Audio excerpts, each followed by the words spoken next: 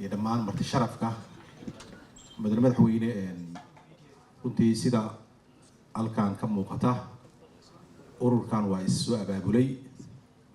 association أيو runtii samaystay waxay ka tarjumaysaa Soomaaliya inay isu diyaarisay inay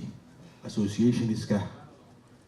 adduunyada ka jiro kaleeto sector walbaahu inuu yeesho ayagu isu qareemaan ayagu isu bandhigaan horumar runtii muuqday sameeyay sanadkii horena waan kala soo qayb galnay sanadkan madaxweynihii jamhuuriyadda ayaa noo jooga mudane madaxweyne khudbadda inteeda dambe oo ku saabsan walaaca ay muujinayaan bahda bangiyada Soomaaliyeed oo runtii aad iyo aad waad ogtihiin guddiga la yiraahdo guddiga namlaga la yiraahdo la dagaalanka lacag dhaqista iyo maalgelinta argagixisada oo wasaaradda cadaaladdu ka tirsan tahay madaxweynuhu runtii isagaa jeergareeya muhiimadda uu leeyahay oo meeshaas waayana meesha oo Soomaaliya ay u baahan tahay walaaca adinka idinka muuqda oo isleedihiin ama shuruucda ahaato ama wada shaqaynta ha ahaato dhanka kaleeto Soomaaliya walaac badan ayaa laga qabaa walaaca laga qabaa waxa waaye inay adduunyada iyo bangiyadooda inay say qayb uga noqon lahayd guddigaasu muhiim wuxuu u yahay wada shaqayntaasu inay hagaagto Soomaaliya imtixaan ay ku jirtaa adduunku waa imtixaanaya habkeeda maaliyadda iyo bangiyadeeda iyo sida ay ugu hoggaansamayaan shuruucda caalamiga ah si ugu hoggaansamayaan si ay Soomaaliya ula qabsato waxaan la yiraahdo global economiga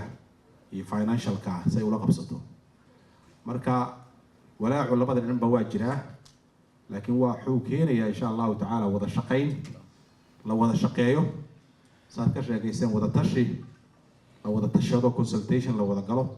wad qayb ka ahaataan laftigeeda shuruucda qayb ka ahaataan si hadhowti qayb uga ahaataan fulinteeda Soomaaliya take off kooda oo inay yani dhaqaalaheedu uu sara u kaco qoliyo waxa uu ah bangiyada ayaa dhaqaalaha qoliyo u ah oo garaasaw ah marka ayadaas markaan iska hagaajino